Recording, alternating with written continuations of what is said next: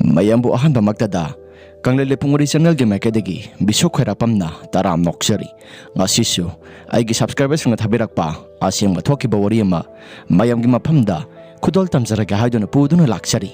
wari asi lithok charapa matamda soikiba lankiba kaya yarobasu mayamna nungsibiduna ngakpiu haiduna hajari aduga amana channel asibu mapung phanba matamda saru yabiba oina adomadomna like amadi subscribe share to biramu haiduna hajari subscribe to matamda adomadomna bell icon to on to biramu mathangi wari thagalapa matamda adomadomgi phone da phangnabagi damakta adudi wari si hongnaba tawjaragi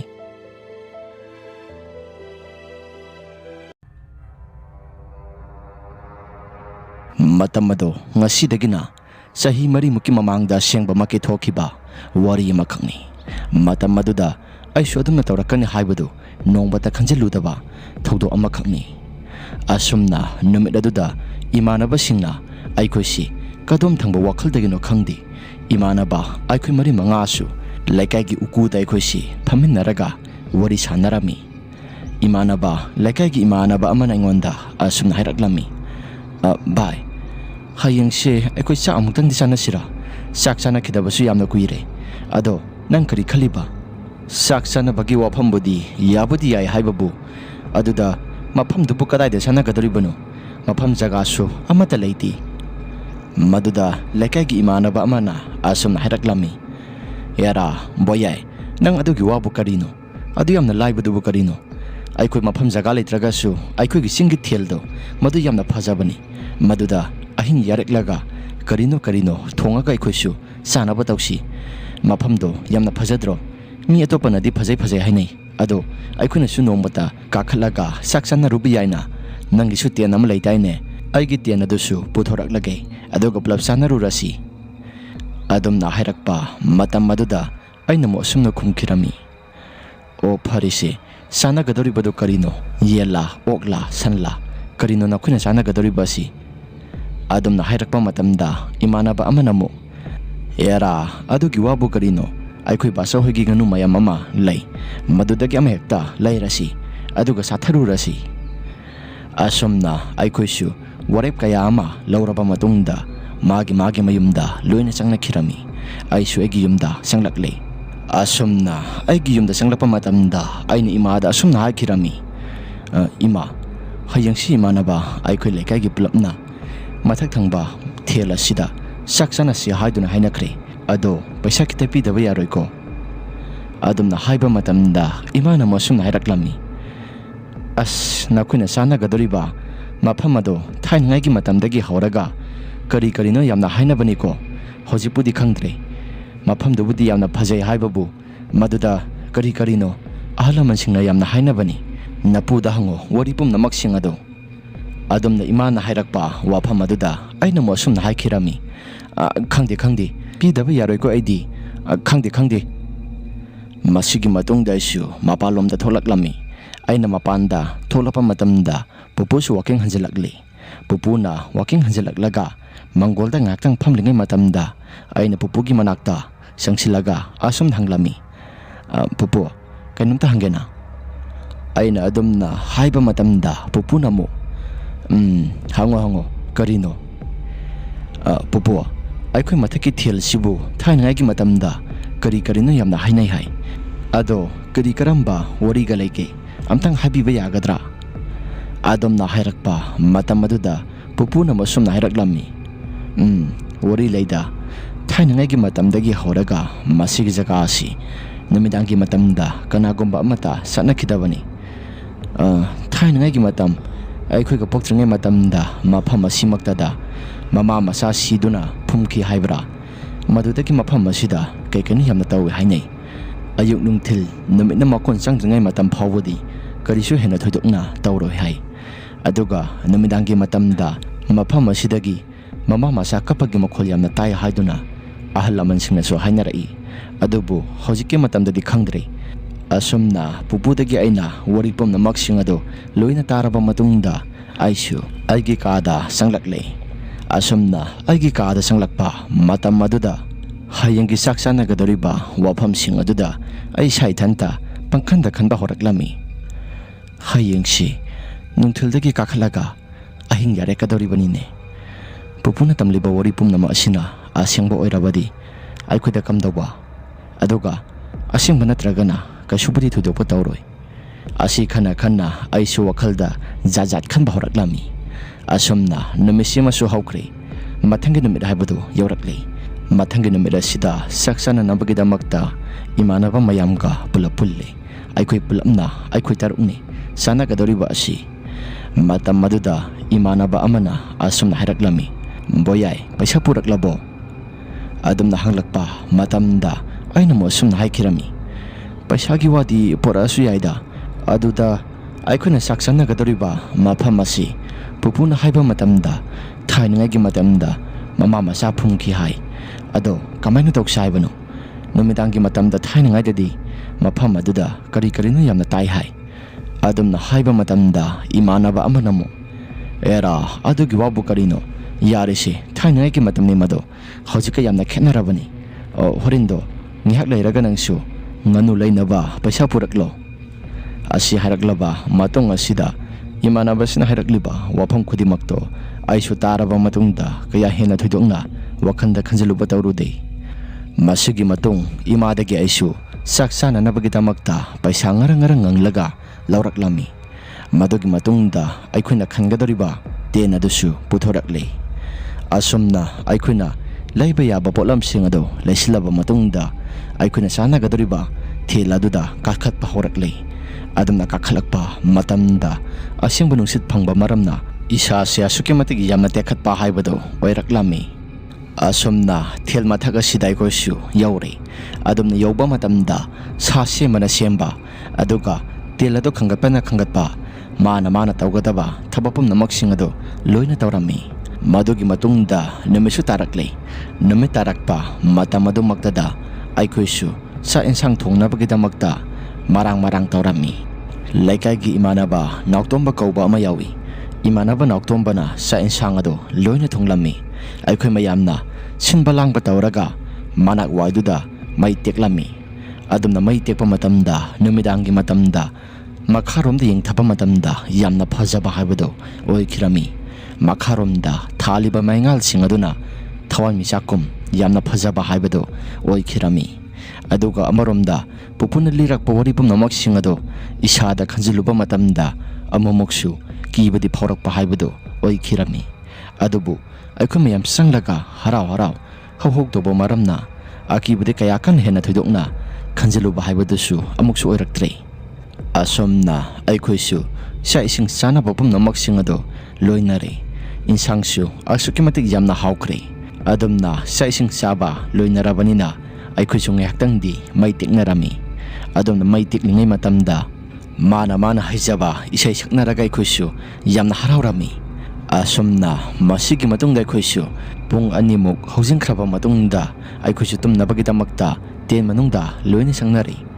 ꯑꯁꯨꯝꯅ ꯑꯩꯒ ꯏꯃꯥꯟꯅꯕ ꯑꯃꯒ ꯇꯨꯃꯤꯟꯅꯔꯝꯃꯤ꯫ ꯑꯗꯨꯒ ꯏꯃꯥꯟꯅꯕ ꯅꯥꯎꯇꯣꯝꯕꯒ ꯏꯃꯥꯟꯅꯕ 2 ꯑꯃꯒ ꯑꯇꯣꯞꯄ ten ꯑꯃꯗ ꯇꯨꯝꯈꯤꯔꯝꯃꯤ꯫ ꯑꯁꯨꯝꯅ ꯄꯨꯡ ꯑꯗꯨꯁꯨ ꯑꯩꯈꯣꯏꯅ ꯌꯦꯡꯂꯨꯕꯃꯇꯝꯗ ꯄꯨꯡ ꯑꯗꯨ 11 ꯇꯥꯍꯧꯔꯕꯅꯤ꯫ ꯑꯁꯨꯝꯅ ꯑꯩꯈꯣꯏꯅ ꯌꯥꯝꯅ ꯅꯨꯡꯉꯥꯏꯅ ꯇꯨꯝꯊꯅꯔꯤꯉꯩ ꯃꯇꯝꯗ ꯑꯩꯁꯤ ꯏꯈꯪ ꯈꯪꯍꯧꯗꯅ ꯃꯤꯀꯞ ꯊꯣꯔꯛꯄ ꯍꯥꯏꯕꯗꯨ ꯑꯣꯏꯔꯛꯂꯝꯃꯤ꯫ ꯑꯩꯅ ꯑꯗꯨꯝꯅ ꯃꯤꯀꯞ ꯊꯣꯔꯛꯄ ꯃꯇꯝꯗ ꯃꯄꯥꯟ ꯑꯁꯤꯁꯨ ꯊꯣꯛꯅꯤꯡꯂꯦ꯫ ꯑꯗꯨꯝꯅ ꯃꯄꯥꯟ ꯑꯗꯨꯁꯨ ꯏꯁꯥꯗ ꯀꯔꯤꯁꯨ ꯑꯀꯤꯕ ꯃꯆꯦꯠ ꯑꯃꯠꯇ ꯌꯥꯎꯗꯅ ꯃꯄꯥꯟꯂꯣꯝꯗ ꯊꯣꯛꯂꯛꯂꯝꯃꯤ꯫ ꯑꯗꯨꯝꯅ ꯑꯩꯅ ꯃꯄꯥꯟꯂꯣꯝꯗ ꯊꯣꯛꯂꯛꯄ ꯃꯇꯝ ꯑꯗꯨꯃꯛꯇꯗ ꯏꯁꯥꯗ ꯀꯔꯤꯒꯨꯝꯕ ꯑꯃꯠꯇ ꯈꯟꯖꯤꯜꯂꯨꯕ ꯇꯧꯔꯨꯗꯅ ꯃꯄꯥꯟ ꯑꯗꯨ ꯊꯣꯛꯂꯤ꯫ ꯑꯁꯨꯝꯅ ꯑꯩꯅ ꯃꯄꯥꯟ ꯊꯣꯛꯂꯤꯉꯩ ꯃꯇꯝꯗ ꯊꯥꯕꯜꯒꯤ ꯃꯉꯥꯜ ꯑꯗꯨꯁꯨ ꯃꯥꯏ ꯑꯁꯤꯅ ꯍꯥꯏꯐꯦꯠꯇꯤ ꯎꯪꯈꯠꯂꯒ ꯌꯦꯡꯂꯝꯃꯤ꯫ ꯊꯥꯕꯜ ꯑꯗꯨ ꯑꯁꯨꯛꯀꯤ ꯃꯇꯤꯛ ꯌꯥꯝꯅ ꯐꯖꯈ꯭ꯔꯦ ꯍꯥꯏꯅꯤꯡꯉꯥꯏ ꯂꯩꯇꯅ ꯁꯤꯠꯂꯤꯕ ꯅꯨꯡꯁꯤꯠ ꯑꯗꯨꯅ ꯑꯩꯒꯤ ꯏꯁꯥꯗ ꯊꯦꯡꯕ ꯃꯇꯝꯗ ꯏꯁꯥꯁꯤ ꯑꯁꯨꯛꯀꯤ ꯃꯇꯤꯛ ꯌꯥꯝꯅ ꯇꯦꯛꯈꯠꯄ ꯍꯥꯏꯕꯗꯨ ꯑꯣꯏꯈ꯭ꯔꯦ꯫ ꯇꯨꯝꯊꯔꯨꯕꯒꯤ ꯃꯤꯠ ꯑꯁꯤꯁꯨ ꯈꯨꯏꯔꯨꯝ ꯊꯣꯛꯂꯛꯄ ꯃꯇꯝꯗ ꯅꯨꯡꯁꯤꯠ ꯑꯗꯨꯅ ꯏꯁꯥꯗ ꯌꯩꯕ ꯃꯇꯝꯗ ꯃꯤꯠ ꯅꯥꯁꯤ ꯂꯣꯏꯅ ꯁꯤꯡꯕ ꯍꯥꯏꯕꯗꯨ ꯑꯣꯏꯈꯤꯔꯝꯃꯤ꯫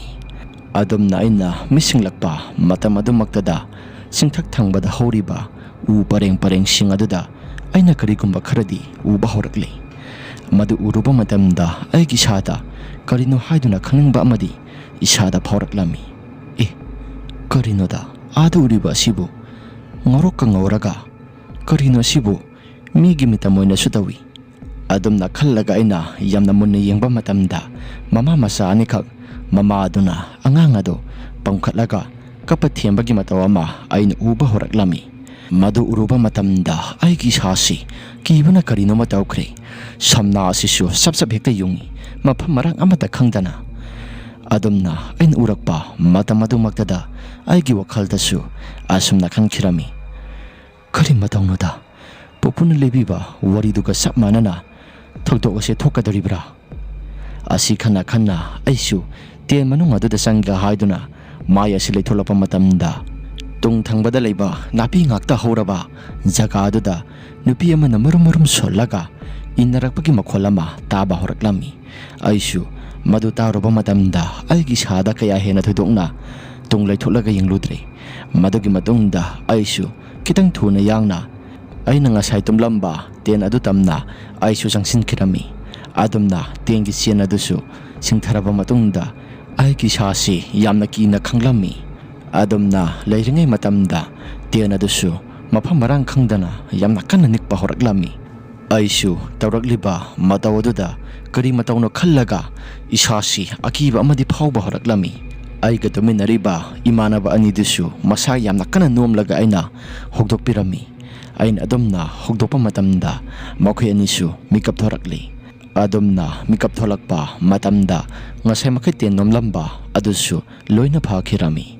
Adubu khwaidagi ngakliba amana karino khangdaba nupi amagi mitamgum angang pambagum nasu tawi. Aikhoigi ten aduda mayamta su thanba nati thokliba thabal adugi maingal aduda mapanda nupi amana angang themlaga tapna salibado ingan hekta uri. Adumna uba matamda imanaba anidisu ngakpana khamthengle. Aisu isasi kibana karino matawre. Adumna leiringai matamda aigi khong asina aina purakpa beg aduda haifetang thenglure. Adumna thengluba matamda makhol khara tholakpa maramna ngasai makhai mapanda tapna satliba nupi ado saplawn hekta lepi aikhoigi tel mapa sapsana. Adumna tawrakpa matam adumaktada imanaba anidudi aingonda yamna munna yenglaga kibagi matagum ama tawba horaklami. Wadi masit na matangangnaba nati. Adumna leiringai matam adumaktada nupi adusu kari tawrakadoribano haiduna aikhoina yamna munna yenglami. Asumna munna yenglingai matam minute manga muki sangdi aikhoisu masi amata lengdana tuminna nupi aduda yamna munna yenglami. Madugi matungda nupi adu makharomda khara kumtharaga angang thembagi makholama taba horaklami. Aikhoigi tendagidi kitangti sathokrabani. Adumna sathokiba matam aduda aiga leiminariba imanaba ani aduna asumna hairaklami. Kari matawna asibu nati mafam asi nakhoigi pupuna hairakpa wari ado madu sumgadoribra. Adumna hairakpa matam aduda aina mo asumna khumki. Khangdre tawrisi aisu ngasai makhai mapanda thoklubani. Mapanda thokpada khara laptakna nupi asi ngorok ngongna aina thabalgi mangalda uraklami. Adum urakpa matamda aisu kibe mankibana khara thuna yangna ten manungda sangsilage hairaga sanglakpa matamda nupi si tung thangba sarukta choro inarakpagi mataw ama tawrakhibani. Aisu hana tuna yengudana ten manung asida sangsilakhibani. Aina adumna ten manungda sangsilakpa matamda nupi asigi mami sami oina sapsana thabal mangal asida mayeksing urakliba aduni nakhoi anisu aina hudokpadagi uraklaba natra. Adumna wari asi tapna sanaringai matam adumaktada angang thembagi makol tarakliba nupi ado amukasu ten mapa aduda lakpa horakle. Adumna lakpa horakpa matam aduda aisu imanaba singna wangang liba pumnamak ado lepo hairaga aisu sign tawrami. Adumna sign tawpa matamda imanaba ani adusu wangangba sap hekta lepi. Adumna lepa matam adumaktada aikhoigi ten mapa sapsana amukasu nupi ado singthangba maike adomda mamaya si ongkhatlaga aikhoi mapa sapsana sapyungna lepi. Aduga nupi ado aikhoina su yamna kanna munna yenglami. Adumna munna yenglingai matamda nupi ado mamaya ado mathaklomda yengkhatlaga nokpagi mataw ama tawba horaklami. Makholdi amata thoktana aikhoisu tawriba mataw aduda isasi kibana karino mataw khirami. ꯃꯁꯤꯒꯤ ꯃꯇꯨꯡꯗ ꯑꯩꯈꯣꯏ ꯑꯍꯨꯝꯁꯨ ꯀꯤꯕ ꯍꯦꯟꯃꯟꯈꯤꯕꯅ ꯈꯨꯠ ꯑꯗꯨ ꯆꯦꯠꯅ ꯂꯣꯏꯅ ꯄꯥꯏꯁꯤꯟꯅꯔꯝꯃꯤ꯫ ꯑꯗꯨꯒ ꯑꯃꯅ ꯃꯇꯥꯏ ꯊꯪꯕꯗ ꯂꯩꯕ ꯅꯨꯄꯤꯗꯨꯒ ꯊꯪꯅꯔꯤꯕ ꯏꯃꯥꯟꯅꯕꯗꯨꯗꯤ ꯃꯁꯥꯁꯤ ꯀꯤꯕ ꯍꯦꯟꯃꯟꯈꯤꯕꯅ ꯃꯄꯥꯟ ꯊꯣꯛꯆꯤꯜꯂꯕ ꯃꯥꯜꯂꯦ ꯈꯣꯡꯒ꯭ꯔꯥꯎꯗ꯫ ꯑꯗꯨꯝꯅ ꯇꯧꯔꯤꯉꯩ ꯃꯇꯝ ꯑꯗꯨꯗ ꯅꯨꯄꯤ ꯑꯁꯤꯁꯨ ꯃꯈꯨꯜꯗꯤ ꯃꯆꯦꯠ ꯑꯃꯠꯇ ꯊꯣꯛꯇꯅ ꯅꯣꯛꯄ ꯌꯥꯕ ꯅꯣꯛꯂꯕ ꯃꯇꯨꯡꯗ ꯅꯨꯄꯤ ꯑꯗꯨꯁꯨ ꯆꯤꯡ ꯊꯪꯕ ꯃꯥꯏꯀꯩ ꯑꯗꯣꯝꯗ ꯇꯞꯅ ꯇꯞꯅ ꯆꯠꯄ ꯍꯧꯈꯤꯔꯝꯃꯤ꯫ ꯑꯗꯨꯝꯅ ꯆꯠꯄ ꯍꯧꯔꯛꯄ ꯃꯇꯝ ꯑꯗꯨꯃꯛꯇꯗ ꯉꯁꯥꯏ ꯅꯨꯄꯤ ꯑꯗꯨꯅ ꯄꯝꯂꯛꯈꯤꯕ ꯑꯉꯥꯡ ꯑꯗꯨꯁꯨ ꯌꯥꯝꯅ ꯍꯧꯅ ꯀꯞꯄ ꯍꯧꯔꯛꯂꯝꯃꯤ꯫ ꯑꯗꯨꯝꯅ ꯀꯞꯄ ꯍꯧꯔꯛꯄ ꯃꯇꯝ ꯑꯗꯨꯗ ꯑꯩꯈꯣꯏꯁꯨ ꯍꯥꯟꯅꯗꯒꯤ ꯈꯔꯅꯒ ꯀꯤꯔꯒ ꯂꯩꯕꯒ ꯑꯃꯨꯛꯀ ꯍꯦꯟꯅ ꯀꯤꯕ ꯍꯧꯔꯛꯂꯝꯃꯤ꯫ ꯑꯉꯥꯡ ꯑꯗꯨꯅ ꯑꯗꯨꯝꯅ ꯀꯞꯂꯛꯄ ꯃꯇꯝ ꯑꯗꯨꯗ ꯅꯨꯄꯤ ꯑꯗꯨꯅꯁꯨ ꯀꯞꯄ ꯊꯦꯝꯕꯒꯤ ꯃꯇꯧꯒꯨꯝ ꯇꯧꯔꯒ ꯅꯨꯄꯤ ꯑꯗꯨ ꯆꯤꯡ ꯊꯪꯕ ꯃꯥꯏꯀꯩ ꯑꯗꯣꯝꯗ ꯇꯞꯅ ꯇꯞꯅ ꯆꯠꯈꯤꯔꯝꯃꯤ꯫ ꯑꯗꯨꯝꯅ ꯇꯧꯔꯛꯄ ꯃꯇꯧ ꯑꯗꯨꯗ ꯏꯃꯥꯟꯅꯕ ꯉꯁꯥꯏ ꯃꯈꯩ ꯈꯣꯡꯒ꯭ꯔꯥꯎꯗ ꯃꯌꯨꯡ ꯍꯟꯖꯤꯟꯈꯤꯕ ꯏꯃꯥꯟꯅꯕꯗꯨꯅ ꯑꯁꯨꯝꯅ ꯍꯥꯏꯔꯛꯂꯝꯃꯤ, "ꯚꯥꯏ, ꯑꯩ ꯏꯁꯥꯁꯦ ꯀꯤꯕꯅ ꯀꯔꯤꯅꯣꯃ ꯇꯧꯔꯦ꯫ ꯈꯣꯡꯒ꯭ꯔꯥꯎꯗꯁꯨ ꯃꯄꯥꯟ ꯊꯣꯛꯆꯤꯟꯈ꯭ꯔꯦ꯫ ꯑꯩ ꯏꯁꯥꯁꯤ ꯇꯨꯝꯕ ꯉꯝꯒꯗꯕ ꯃꯥꯟꯗ꯭ꯔꯦ꯫ ꯌꯨꯝꯗ ꯀꯨꯝꯅꯕ ꯇꯧꯔꯁꯤ꯫ ꯑꯩ ꯏꯁꯥꯁꯦ ꯀꯤꯕꯅ ꯀꯔꯤꯅꯣꯃ ꯇꯧꯔꯦ." ꯑꯗꯨꯝꯅ ꯍꯥꯏꯕ ꯃꯇꯝꯗ ꯑꯩꯅ ꯑꯁꯨꯝꯅ ꯊꯦꯝꯂꯝꯃꯤ, "ꯉꯥꯏꯈꯣ ꯚꯥꯏ, ꯇꯧꯔꯤꯕ ꯃꯇꯧ ꯑꯁꯤꯗ ꯈꯤꯇꯪ ꯊꯨꯅ ꯌꯥꯡꯅ ꯀꯨꯝꯕ ꯍꯥꯏꯕꯗꯨ ꯌꯥꯔꯣꯏ꯫ ꯉꯥꯏꯍꯥꯛꯇꯪꯗꯤ ꯉꯥꯏꯈꯤꯁꯤ, ꯑꯗꯨꯒ ꯀꯨꯝꯃꯁꯨ ꯀꯨꯝꯁꯤ." ꯑꯗꯨꯝꯅ ꯍꯥꯏꯔꯛꯄ ꯃꯇꯝ ꯑꯗꯨꯃꯛꯇꯗ ꯏꯃꯥꯟꯅꯕꯁꯤꯅ ꯑꯁꯨꯝꯅ ꯍꯥꯏꯔꯛꯂꯝꯃꯤ, "ꯉꯁꯤꯒꯤ ꯑꯁꯤꯒꯨꯝꯂꯕ ꯊꯧꯗꯣꯛꯁꯤꯡ ꯑꯁꯤꯗꯤ ꯏꯃꯥꯅ ꯄꯣꯛꯄꯗꯒꯤ ꯑꯃꯠꯇ ꯊꯦꯡꯅꯔꯛꯇ꯭ꯔꯤ꯫ ꯉꯁꯤꯅ ꯑꯍꯥꯟꯕꯅꯤ꯫ ꯑꯁ, ꯑꯩ ꯏꯁꯥꯁꯤ ꯅꯤꯛꯄꯅ ꯀꯔꯤꯅꯣꯃ ꯇꯧꯔꯦꯗ." ꯑꯁꯤ ꯍꯥꯏꯔꯛꯄ ꯃꯇꯝ ꯑꯗꯨꯗ ꯏꯃꯥꯟꯅꯕꯗꯨꯗ ꯑꯩꯅ ꯑꯁꯨꯝꯅ ꯍꯥꯏꯈꯤꯔꯝꯃꯤ, "ꯚꯥꯏ, ꯑꯩꯈꯣꯏ ꯂꯩꯔꯤꯁꯤꯗꯤ ꯑꯩꯈꯣꯏꯁꯨ ꯀꯤꯟꯅꯔꯤꯕ ꯉꯥꯛꯇꯅꯤ꯫ ꯉꯁꯤꯅ ꯑꯍꯥꯟꯕꯅꯤ." ꯑꯗꯨꯝꯅ ꯍꯥꯏꯅ ꯑꯩꯈꯣꯏꯁꯨ ꯋꯥꯔꯤ ꯀꯌꯥ ꯑꯃ ꯇꯞꯅ ꯇꯞꯅ ꯁꯥꯟꯅꯈꯤꯔꯝꯃꯤ꯫ ꯑꯁꯨꯝꯅ ꯅꯨꯄꯤ ꯑꯗꯨꯁꯨ ꯉꯁꯥꯏ ꯃꯈꯩ ꯑꯩꯈꯣꯏꯅ ꯍꯥꯏꯅꯔꯝꯕ ꯑꯉꯥꯡ ꯀꯞꯄꯒꯤ ꯈꯣꯟꯖꯦꯜ, ꯑꯉꯥꯡ ꯀꯞꯄ ꯊꯦꯝꯕꯒꯤ ꯈꯣꯟꯖꯦꯜ, ꯃꯗꯨ ꯄꯨꯝꯅꯃꯛꯁꯤꯡ ꯑꯗꯨ ꯂꯣꯏꯅ ꯍꯦꯛꯇ ꯐꯈꯤꯔꯝꯃꯤ꯫ ꯑꯗꯨꯝꯅ ꯐꯈ꯭ꯔꯕ ꯃꯇꯨꯡ ꯑꯗꯨꯗ ꯑꯁꯨꯝꯗ ꯇꯨꯝꯂꯤꯕ ꯏꯃꯥꯟꯅꯕꯁꯤꯡ ꯑꯗꯨꯗ ꯑꯩꯅ ꯑꯁꯨꯝꯅ ꯀꯧꯈꯤꯔꯝꯃꯤ, "ꯚꯥꯏ, ꯅꯥꯎꯇꯣꯝꯕ, ꯚꯥꯏ, ꯅꯥꯎꯇꯣꯝꯕ." ꯑꯗꯨꯝꯅ ꯀꯧꯕ ꯃꯇꯝꯗ ꯑꯁꯨꯝꯗ ꯇꯨꯝꯂꯤꯕ ꯀꯥꯡꯕꯨ ꯑꯗꯨꯁꯨ ꯈꯨꯝꯂꯛꯂꯝꯃꯤ꯫ ꯑꯗꯨꯝꯅ ꯈꯨꯝꯂꯛꯄ ꯃꯇꯝ ꯑꯗꯨꯗ ꯑꯩꯅ ꯑꯁꯨꯝꯅ ꯍꯥꯏꯈꯤꯔꯝꯃꯤ, "ꯚꯥꯏ, ꯍꯧꯖꯤꯛ ꯇꯧꯔꯛꯂꯤꯕ ꯃꯇꯧꯁꯤꯡ ꯑꯗꯨ ꯅꯈꯣꯏ ꯈꯪꯍꯧꯕ꯭ꯔꯥ?" ꯑꯗꯨꯝꯅ ꯍꯪꯕ ꯃꯇꯝꯗ ꯃꯈꯣꯏꯁꯨ ꯈꯪꯍꯧꯋꯤ ꯍꯥꯏꯔꯒ ꯈꯨꯝꯂꯛꯂꯝꯃꯤ꯫ ꯃꯗꯨꯗ ꯑꯩꯅ ꯑꯁꯨꯝꯅ ꯍꯥꯏꯈꯤꯔꯝꯃꯤ, "ꯚꯥꯏ, ꯃꯐꯝ ꯑꯁꯤꯗ ꯌꯥꯔꯤꯛꯄꯅ ꯐꯒꯗꯧꯔꯤꯕ꯭ꯔꯥ, ꯅꯠꯇ꯭ꯔꯒꯅ ꯌꯨꯝꯗ ꯀꯨꯝꯊꯔꯒ ꯇꯨꯝꯕꯅ ꯐꯒꯗꯧꯔꯤꯕ꯭ꯔꯥ?" ꯑꯗꯨꯝꯅ ꯍꯪꯕ ꯃꯇꯝꯗ ꯑꯁꯨꯝ ꯇꯦꯟꯗ ꯇꯨꯝꯃꯤꯟꯅꯔꯤꯕ ꯏꯃꯥꯟꯅꯕꯁꯤꯡ ꯑꯗꯨꯅ ꯉꯥꯏꯍꯥꯛꯇꯪꯗꯤ ꯉꯥꯏꯈꯤꯁꯤ ꯍꯥꯏꯔꯒ ꯍꯥꯏꯔꯛꯈꯤꯔꯝꯃꯤ꯫ ꯑꯗꯨꯝꯅ ꯍꯥꯏꯔꯛꯄ ꯃꯇꯝ ꯑꯗꯨꯗ ꯑꯩꯅ ꯑꯁꯨꯝꯅ ꯍꯥꯏꯈꯤꯔꯝꯃꯤ, "ꯈꯨꯝꯕ ꯐꯔꯛ ꯇꯥꯔꯦ ꯍꯥꯏꯔꯒꯅ ꯃꯐꯝ ꯑꯁꯤꯗ ꯌꯥꯔꯤꯛꯄꯅ ꯐꯒꯗꯧꯔꯤꯕ꯭ꯔꯥ?" ꯑꯗꯨꯝꯅ ꯍꯪꯕ ꯃꯇꯝꯗ ꯑꯁꯨꯝꯗ ꯇꯨꯝꯂꯤꯕ ꯏꯃꯥꯟꯅꯕꯁꯤꯡ ꯑꯗꯨꯅ ꯑꯍꯤꯡꯁꯤꯃꯗꯤ ꯋꯥꯔꯁꯨ ꯋꯥꯅ ꯌꯥꯔꯦꯛꯂꯁꯤ ꯍꯥꯏꯔꯒ ꯍꯥꯏꯔꯛꯂꯝꯃꯤ꯫ ꯑꯗꯨꯕꯨ ꯑꯩꯒꯤ ꯃꯇꯥꯏꯗ ꯊꯪꯂꯤꯕ ꯉꯁꯥꯏ ꯃꯄꯥꯟ ꯊꯣꯛꯆꯤꯟꯈ꯭ꯔꯤꯕ ꯏꯃꯥꯟꯅꯕꯗꯨꯗꯤ ꯑꯍꯤꯡ ꯌꯥꯔꯦꯛꯄ ꯍꯥꯏꯕꯁꯤ ꯀꯌꯥꯗꯤ ꯃꯍꯥꯛꯅ ꯊꯣꯏꯗꯣꯛꯅ ꯌꯥꯖꯔꯝꯗꯦ꯫ ꯑꯁꯨꯝꯅ ꯑꯩꯈꯣꯏꯁꯨ ꯌꯥꯝꯅ ꯋꯥꯅ ꯑꯍꯤꯡꯁꯤꯃꯗꯤ ꯌꯥꯔꯦꯛꯂꯦ, ꯇꯨꯝꯕꯣꯏ ꯇꯨꯝꯗꯕꯣꯏ ꯇꯧꯔꯒ꯫ ꯑꯁꯨꯝꯅ ꯅꯣꯡꯉꯥꯜꯂꯕ ꯃꯇꯨꯡꯗ ꯑꯩꯈꯣꯏꯁꯨ ꯈꯟꯊꯔꯨꯕ ꯇꯧꯗꯅ ꯇꯦꯟ ꯄꯨꯝꯅꯃꯛꯁꯤꯡ ꯑꯗꯨ ꯂꯣꯏꯅ ꯍꯦꯛꯇ ꯁꯤꯗꯣꯛꯂꯦ꯫ ꯑꯗꯨꯒ ꯑꯩꯈꯣꯏꯁꯨ ꯌꯨꯝꯗ ꯀꯨꯝꯂꯛꯂꯦ꯫ ꯑꯗꯨꯝꯅ ꯌꯨꯝꯗ ꯀꯨꯝꯂꯛꯄ ꯃꯇꯝꯗ ꯉꯔꯥꯡ ꯊꯣꯛꯈ꯭ꯔꯤꯕ ꯊꯧꯗꯣꯛ ꯄꯨꯝꯅꯃꯛꯁꯤꯡ ꯑꯗꯨ ꯏꯃꯥꯗ ꯂꯣꯏꯅ ꯇꯝꯃꯤ꯫ ꯏꯃꯥꯗ ꯇꯝꯕ ꯃꯇꯝꯗ ꯏꯃꯥꯅꯁꯨ ꯑꯁꯨꯝꯅ ꯍꯥꯏꯔꯛꯂꯝꯃꯤ, "ꯍꯩ, ꯅꯪ ꯁꯤꯒꯤ ꯊꯧꯗꯣꯛ ꯄꯨꯝꯅꯃꯛꯁꯤꯡ ꯑꯁꯤ ꯅꯄꯥꯗ ꯇꯥꯍꯟꯕ ꯌꯥꯗꯦ꯫ ꯅꯄꯥꯗ ꯇꯥꯔꯕꯗꯤ ꯑꯣꯟꯊꯣꯛꯅ ꯊꯤꯅ ꯉꯥꯡꯕꯤꯔꯛꯂꯅꯤ ꯅꯪ." ꯑꯗꯨꯝꯅ ꯍꯥꯏꯔꯛꯄ ꯃꯇꯝꯗꯒꯤ ꯍꯧꯔꯒ ꯉꯁꯤ ꯐꯥꯎꯕꯗ ꯑꯩꯈꯣꯏꯒꯤ ꯆꯤꯡꯊꯛ ꯊꯪꯕ ꯇꯦꯟ ꯑꯁꯤꯗ ꯑꯃꯨꯛꯐꯥꯎ ꯀꯥꯈꯠꯂꯒ ꯆꯥꯛ ꯆꯥꯅꯈꯤꯗ꯭ꯔꯤ꯫ ꯆꯥꯛ ꯆꯥꯅꯕ ꯇꯥꯔꯒꯅ ꯏꯃꯥꯟꯅꯕꯒꯤ ꯃꯌꯨꯝꯗ ꯅꯠꯇ꯭ꯔꯒꯅ ꯑꯩꯈꯣꯏꯒꯤ ꯌꯨꯝꯗ ꯇꯧꯔꯒ ꯆꯥꯛ ꯆꯥꯅꯔꯤ꯫ ꯑꯩꯈꯣꯏ ꯃꯊꯛꯀꯤ ꯊꯦꯜ ꯑꯁꯤ ꯃꯁꯤꯒꯤ ꯖꯒꯥ ꯑꯁꯤꯗꯤ ꯄꯜꯂꯔꯣꯏꯒꯦ, ꯅꯨꯡꯉꯥꯏꯇ꯭ꯔꯦ꯫ ꯃꯤ ꯑꯇꯣꯞꯄ ꯂꯝꯅꯁꯨ ꯀꯣꯏꯕ ꯌꯥꯝꯅ ꯂꯥꯛꯅꯕ ꯖꯒꯥ ꯑꯃꯅꯤ꯫ ꯃꯐꯝ ꯑꯁꯤ ꯌꯦꯡꯕ ꯃꯇꯝꯗ ꯑꯁꯨꯛꯀꯤ ꯃꯇꯤꯛ ꯌꯥꯝꯅ ꯐꯖꯕ ꯃꯐꯝꯅꯤ꯫ ꯇꯧꯕꯇꯕꯨ ꯃꯐꯝ ꯑꯁꯤꯗ ꯐꯖꯩ ꯍꯥꯏꯕꯒꯤ ꯋꯥꯅꯤ, ꯃꯅꯨꯡꯗ ꯀꯤꯅꯤꯡꯉꯥꯏ ꯑꯣꯏꯕ ꯋꯥꯔꯤ ꯀꯌꯥ ꯑꯃꯁꯨ ꯉꯁꯤ ꯐꯥꯎꯕꯗ ꯑꯍꯜꯁꯤꯡꯅ ꯂꯤꯅꯔꯤ꯫ ꯋꯥꯔꯤ ꯑꯁꯤ ꯃꯇꯥꯡ ꯑꯁꯤꯗ ꯂꯣꯏꯖꯔꯦ꯫ ꯀꯔꯤꯒꯨꯝꯕ ꯋꯥꯔꯤ ꯑꯁꯤ ꯅꯨꯡꯉꯥꯏꯕꯤꯕ ꯇꯥꯔꯒꯗꯤ ꯂꯥꯏꯛ ꯑꯃꯗꯤ ꯁꯕꯁꯀ꯭ꯔꯥꯏꯕ ꯁꯤꯌꯔ ꯇꯧꯕꯤꯔꯝꯃꯨ ꯍꯥꯏꯗꯨꯅ ꯍꯥꯏꯖꯔꯤ꯫ ꯁꯕꯁꯀ꯭ꯔꯥꯏꯕ ꯇꯧꯕ ꯃꯇꯝꯗ ꯕꯦꯜ ꯑꯥꯏꯀꯣꯟꯗꯨꯁꯨ ꯑꯣꯟ ꯇꯧꯕꯤꯔꯝꯃꯨ꯫ ꯑꯗꯨꯒ ꯑꯃꯅ ꯑꯗꯣꯝꯒꯤ ꯏꯁꯥꯗ ꯊꯣꯛꯄ ꯑꯁꯦꯡꯕ ꯋꯥꯔꯤꯁꯤꯡ ꯂꯩꯕꯤꯔꯒꯗꯤ ꯑꯩꯈꯣꯏꯅ ꯄꯤꯊꯣꯛꯆꯔꯤꯕ WhatsApp ꯅꯝꯕꯔ ꯑꯁꯤꯗ ꯊꯥꯕꯤꯔꯛꯅꯕ ꯅꯤꯡꯁꯤꯡꯖꯔꯤ꯫ ꯉꯁꯤꯒꯤꯗꯤ ꯀꯥꯏꯅꯅꯕ ꯌꯥꯊꯪ ꯅꯤꯖꯔꯤ ꯃꯊꯪꯒꯤ ꯋꯥꯔꯤꯗ ꯑꯃꯨꯛ ꯊꯦꯡꯅꯔꯁꯤ ꯏꯃꯥ ꯂꯩꯕꯥꯛꯅ ꯌꯥꯏꯐꯔꯦ